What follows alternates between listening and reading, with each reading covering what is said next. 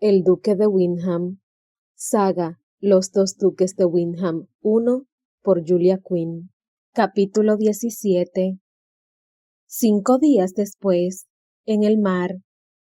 No era la primera vez que cruzaba el mar de Irlanda, ni siquiera era la segunda ni la tercera. Se preguntó si alguna vez dejaría de sentir ese desasosiego, si podría mirar las aguas oscuras y revueltas sin pensar en su padre deslizándose bajo la superficie y encontrando la muerte. Ya antes de conocer a los Cavendish, cuando su padre solo era una borrosa imagen en sus pensamientos, le desagradaba cruzar el mar en barco. Pero ahí estaba, apoyado en la barandilla, mirando hacia la lejanía y luego al mar. Esta vez era un viaje tranquilo, con el mar en calma, aunque eso no lo tranquilizaba demasiado. No temía por su seguridad, simplemente encontraba tétrico estar navegando por encima de la tumba de su padre. Deseaba que acabara, estar de vuelta en tierra firme, incluso si esa tierra era Irlanda. La última vez que estuvo en casa. Apretó los labios y cerró los ojos. La última vez que estuvo en casa fue cuando llevó el cadáver de Arthur. Eso fue lo más difícil que había hecho en toda su vida, no solo porque tenía el corazón destrozado, sino también porque lo aterraba llegar a casa. ¿Cómo podía mirar a la cara a sus tíos y entregarles a su hijo muerto? Y, por si todo eso fuera poco, había sido muy difícil trasladar el cadáver de Francia a Inglaterra y luego a Irlanda. Tuvo que encontrar un ataúd, lo que era asombrosamente difícil a mitad de la guerra. Era la oferta y la demanda, le explicó uno de sus amigos cuando fracasaron en el primer intento de conseguir un ataúd. Había muchísimos cadáveres esparcidos por ahí y los ataúdes eran un lujo en el campo de batalla.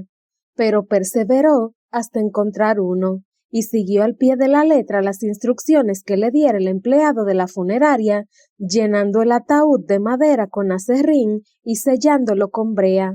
Pero incluso así, el olor comenzó a salir y cuando llegó a Irlanda, ningún cochero aceptó llevarlo. Tuvo que comprar un carro para llevar él mismo a casa el cadáver de su primo. Ese viaje le trastocó la vida también. El ejército rechazó su petición de permiso para trasladar el cadáver y se vio obligado a vender su comisión. El precio para poder hacer ese último servicio a su familia no fue elevado, pero significó dejar un puesto para el que, por fin, era apto. El colegio había sido un sufrimiento, y se las había arreglado para pasar de curso gracias a la ayuda de Arthur, que al ver su problema se había ofrecido ayudarlo. Pero la universidad, por Dios, todavía le costaba creer que lo hubieran animado a ir. Sabía que sería un desastre, pero los alumnos de Portora Royal iban a la universidad, así de sencillo. Arthur, sin embargo, estaba 2 cursos por detrás, y sin él no habría tenido la más mínima posibilidad. El fracaso habría sido demasiado humillante, así que consiguió que lo expulsaran por mala conducta. No hacía falta demasiada imaginación para comportarse de manera inapropiada en el Trinity College. Entonces volvió a su casa, supuestamente como castigo, y se decidió que podría irle bien en el ejército. Así que se alistó. Era el oficio perfecto. Por fin habían encontrado un lugar en el que podría tener éxito y prosperar, sin libros, escritos, ni plumas. Y no era que no fuera inteligente, simplemente detestaba los libros, los escritos y las plumas, pues le provocaban dolor de cabeza. Pero todo aquello ya era pasado, y en esos momentos iba de vuelta a Irlanda por primera vez desde el funeral de Arthur y podría ser el duque de Windham, lo que le aseguraría toda una maldita vida de libros, escritos y plumas, y dolores de cabeza. Miró a la izquierda y vio a Thomas, también junto a la baranda de proa con Amelia. Estaba apuntando hacia algo, tal vez un pájaro, puesto que él no veía ninguna otra cosa de interés. Amelia estaba sonriendo. No era una sonrisa muy amplia, pero vérsela le alivió el sentimiento de culpa por aquella escena en Belgrave cuando se negó a casarse con ella, y no podría haber hecho otra cosa. ¿De veras creían que él iba a hacer una voltereta y decir, así, deme a cualquiera, que yo me presentaré en la iglesia y les daré las gracias? Y lo cierto es que no le encontraba nada malo a Lady Amelia. Cualquiera a quien lo obligaran a casarse podría tenerlo muchísimo peor, y si no hubiera conocido a Grace, podría haber estado dispuesto a hacerlo. Oyó pasos de alguien acercándose, y cuando se giró a mirar, ahí estaba ella, como si sus pensamientos la hubieran llamado. Se había quitado la papalina y la brisa le agitaba el cabello. Se está muy bien aquí afuera, dijo ella, apoyándose en la baranda a su lado. Él asintió. No la había visto demasiado durante el viaje. La viuda había preferido permanecer en su camarote y Grace tenía que atenderla.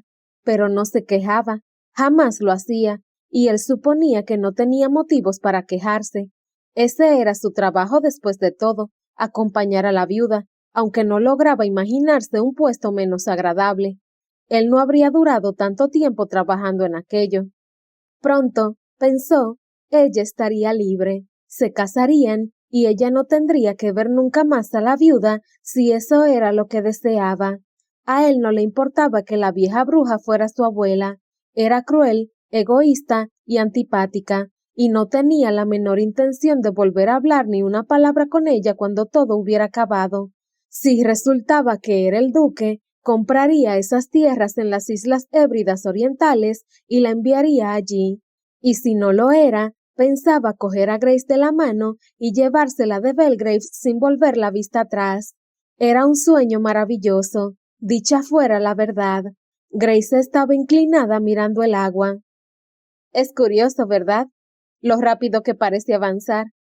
Él miró hacia la vela. Hay buen viento. Lo sé, tiene mucha lógica, por supuesto. Levantó la vista y sonrió. Lo que pasa es que nunca había estado en un barco. ¿Nunca? Era difícil imaginárselo. Ella negó con la cabeza. No en un barco como este. Mis padres me llevaron a navegar en un lago una vez, en una barca de remos. Volvió a mirar el agua. Nunca había visto correr así el agua. Me dan deseos de inclinarme a meter los dedos. Está fría.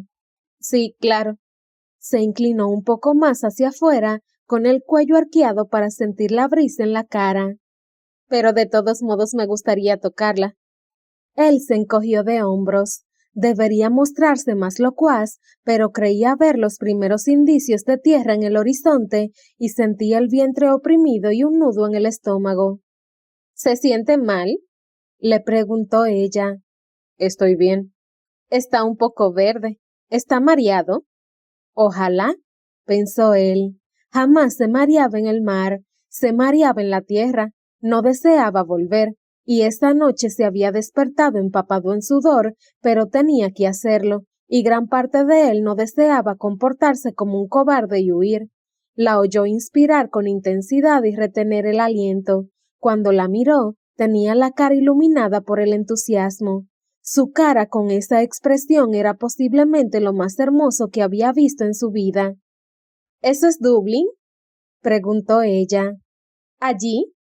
Él asintió. El puerto. La ciudad propiamente dicha está un poco más al interior.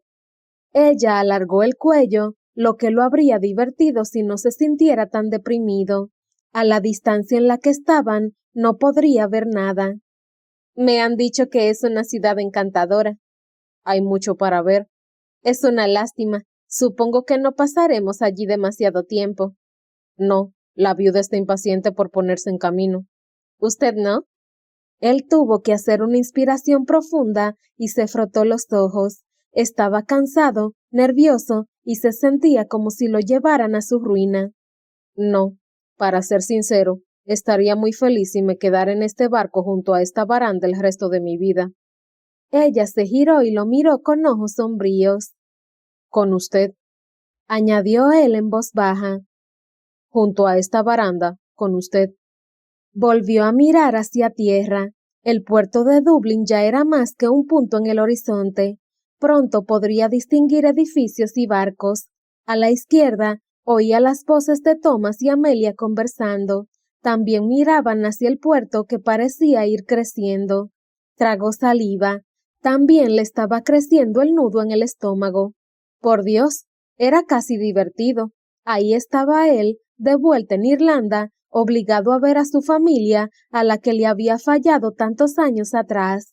Y por si eso fuera poco, igual descubrían que era el duque de Windham, un puesto para el cual estaba totalmente incapacitado. Y además, dado que no hay herida sin insulto, tenía que hacerlo todo en compañía de la viuda. Deseó reírse.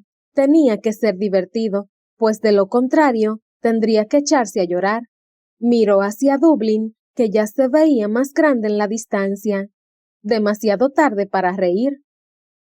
Varias horas después, en la posada dublinesa el blasón de la reina. No es demasiado tarde.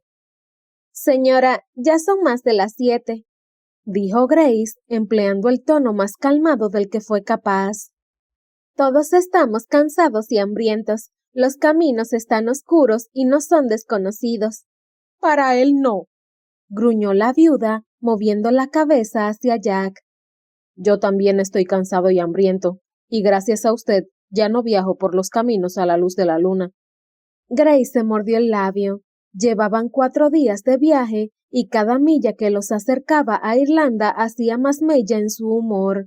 Se había vuelto silencioso y retraído, totalmente diferente al hombre que conocía, al hombre del que se había enamorado. Había llegado al puerto de Dublín a última hora de la tarde, pero con el tiempo que les llevó recoger el equipaje y entrar en la ciudad, ya se había hecho la hora de la cena. Ella no había comido mucho en el trayecto por el mar, y estando ya en tierra firme, sin zarandeos ni sacudidas, estaba muerta de hambre. Lo último que deseaba era continuar el camino hacia Bottersbridge, el pequeño pueblo del condado de Cavan donde se crió Jack, pero fiel a su naturaleza, la viuda insistía en continuar, así que ahí estaban, los 6, en la primera sala de la posada, oyéndola dictaminar la velocidad y la dirección del viaje. ¿No deseas resolver esto de una vez por todas?, preguntó la viuda a Jack. Lo cierto es que no, contestó él insolente. No tanto como deseo una buena porción de pastel de carne con patatas y una jarra de cerveza. Diciendo esto, miró a los demás y a Grace le dolió ver la expresión de sus ojos. Estaba angustiado, pero no lograba imaginar por qué. ¿Qué demonios estaba esperando? ¿Por qué alargaba tanto el tiempo entre visita y visita?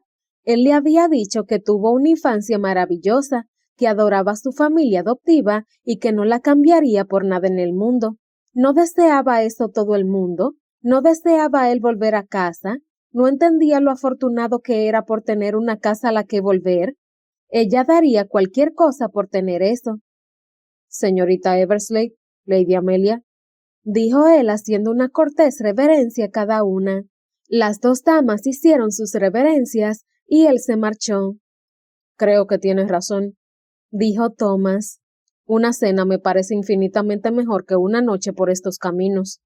La viuda giró la cabeza hacia él y lo miró furiosa. No es que quieras retrasar lo inevitable, dijo él con expresión sarcástica, pero hasta los duques que están a punto de ser desposeídos de su título tienen hambre. Yo tomaré la cena en mi habitación, declaró la viuda en tono desafiante, como si creyera que alguien iba a protestar, lo que nadie hizo. Señorita Eversley, ¿puede venir a atenderme? Grace lanzó un cansino suspiro y echó a andar tras ella. No, dijo Thomas. La viuda se detuvo inmóvil. ¿No? Repitió con voz de hielo. Grace se giró a mirar a Thomas. ¿Qué querría decir? No había nada insólito en la orden de la viuda. Ella era su asistente y para eso la habían contratado. Pero Thomas miraba a su abuela con una leve sonrisa. Grace cenará con nosotros, en el comedor. Es mi dama de compañía. Ya no lo es. Grace retuvo el aliento. Las conversaciones entre Thomas y su abuela nunca eran cordiales, pero esa superaba lo habitual y daba la impresión de que Thomas lo estaba disfrutando. Puesto que aún no he sido destituido, dijo él muy lentamente, saboreando cada palabra. Me tomé la libertad de hacer ciertos cambios de último minuto. ¿De qué demonios estás hablando? Grace, dijo Thomas, mirándola con cordialidad. Estás exonerada oficialmente de tus deberes para con mi abuela. Cuando vuelvas a Inglaterra, recibirás una casita de campo cuya escritura está a tu nombre, junto con ingresos para el resto de tu vida. ¿Estás loco?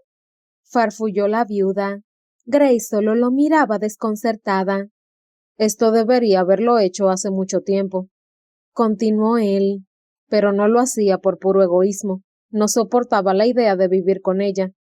Hizo un gesto con la cabeza hacia su abuela, y sin ti para que hicieras de mediadora. No sé qué decir, susurró ella. Normalmente te aconsejaría decir gracias, pero puesto que soy yo quien te está agradecido, bastará con un simple «eres un príncipe entre los hombres». Grace consiguió esbozar una sonrisa y declaró «Eres un príncipe entre los hombres». Siempre es agradable oír eso. Ahora, ¿te apetecería cenar con nosotros? Grace miró a la viuda, que estaba roja de furia. ¡Maldita interesada! ¿Crees que no sé lo que eres? ¿Crees que te admitiría de nuevo en mi casa? Aunque Grace estaba perpleja, la miró con calma y dijo, iba a decirle que continuaría atendiéndola durante el resto del viaje, porque jamás abandonaría mi puesto sin avisar con la debida antelación, pero creo que he cambiado de opinión. Estaba temblando, no sabía si por la impresión o por la felicidad, y mientras trataba de mantener firmes las manos a los costados, miró a Amelia y le preguntó, ¿me permites compartir tu habitación esta noche? Porque de ninguna manera iba a continuar acompañando a la viuda. Por supuesto, contestó Amelia al instante y se cogió de su brazo. Vamos a cenar. Grace pensaría después que el pastel de carne con patatas había sido el mejor que había probado en toda su vida.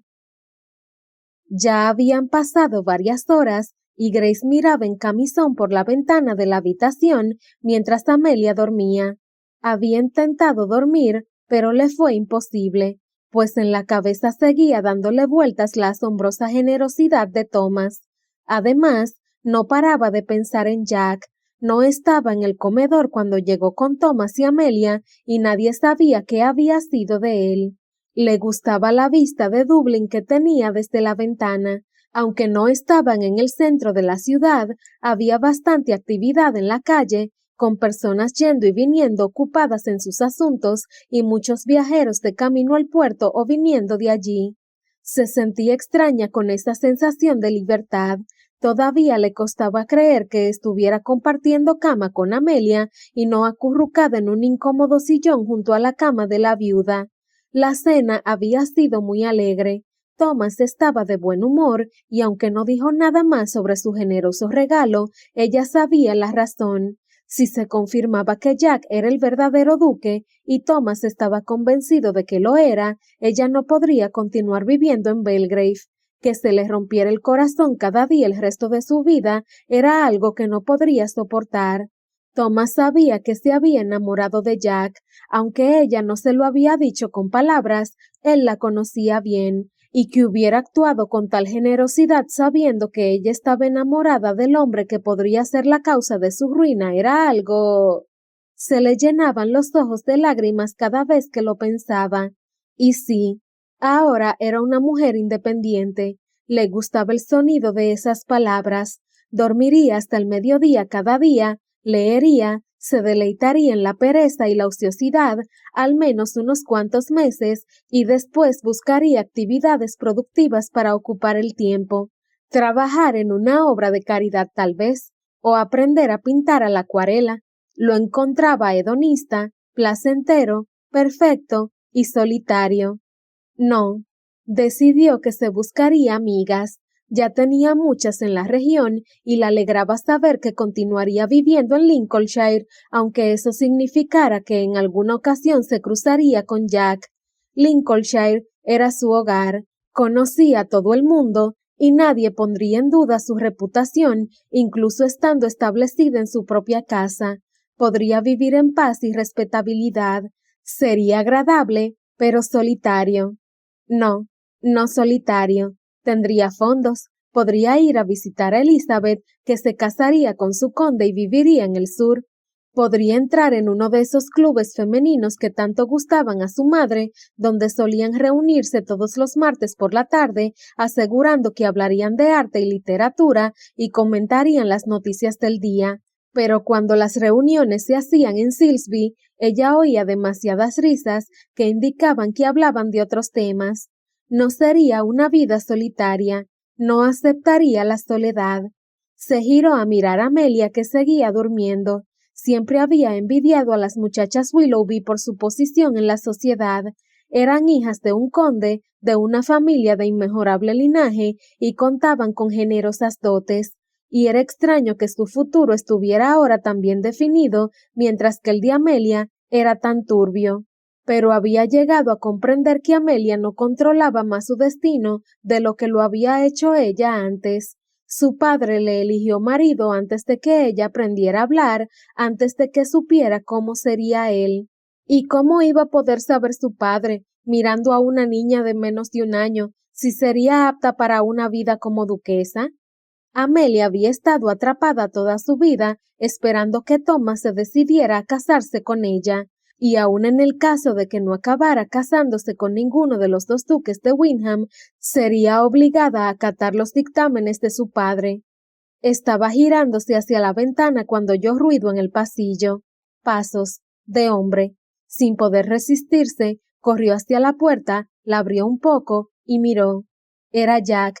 Se veía despeinado, cansado y muy decaído. Caminaba medio a tientas en la penumbra, con los ojos entrecerrados, sin duda buscando su habitación. Grace, la dama de compañía, podría haber retrocedido y cerrado la puerta, pero Grace, la mujer independiente, era más osada, así que salió y susurró su nombre. Él miró, le relampaguearon los ojos y demasiado tarde ella recordó que estaba en camisón de dormir, aunque no era en absoluto indecente.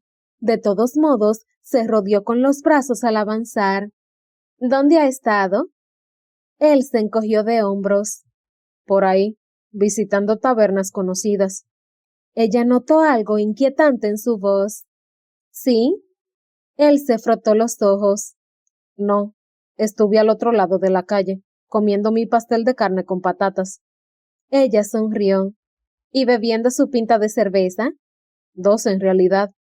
Entonces esbozó una sonrisa tímida, casi infantil, con la que intentó borrar el cansancio de su cara. La echaba de menos.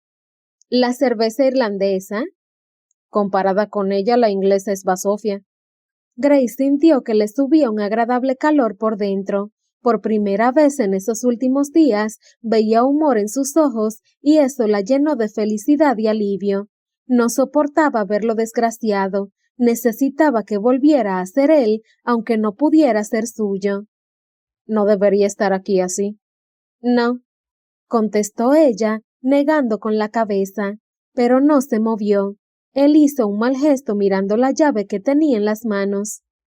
No logro encontrar mi habitación. Grace cogió la llave y la miró. La 14. Levantó la vista. La luz es muy tenue. Él asintió. Está por ahí, dijo ella señalando con un dedo. Pasé junto a esa puerta cuando venía hacia aquí. ¿Su habitación es aceptable? ¿Es lo bastante grande para usted y la viuda? Grace ahogó una exclamación. Él no lo sabía. Se le había olvidado totalmente. Él ya se había marchado cuando Thomas anunció su regalo. No estoy con la viuda, dijo sin poder ocultar su tono de emoción. Estoy... Viene alguien, susurró él. Entonces ella oyó pasos en la escalera. Él le cogió la mano y comenzó a dirigirla al interior de la habitación. Ella se resistió. No, ahí no, está Amelia. Amelia, ¿por qué? Masculló algo en voz baja y la llevó a toda prisa por el pasillo y entraron en la habitación 14.